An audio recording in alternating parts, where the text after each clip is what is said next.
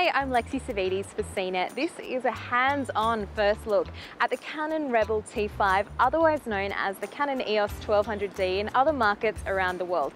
But no matter what you call it, it's only the badge on the front that's going to be different. Apart from that, all the insides and the outside are identical. In the hand, this is Canon's entry-level SLR model, and it feels nice and light accordingly. So if you're just stepping up from your first compact, maybe even a smartphone, it's not going to be too bulky to scare you away.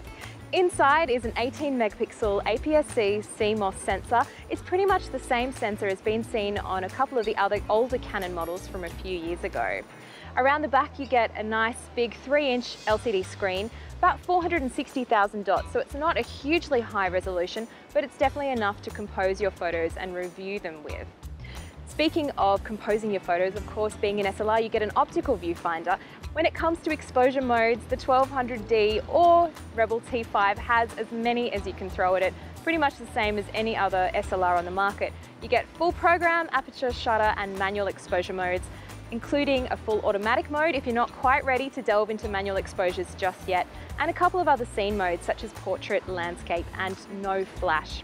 When it comes to video recording, this camera definitely has the chops to keep up at 1080p. However, there is no external microphone jack, so if you do want to get better quality external audio, you're out of luck with the internal mic.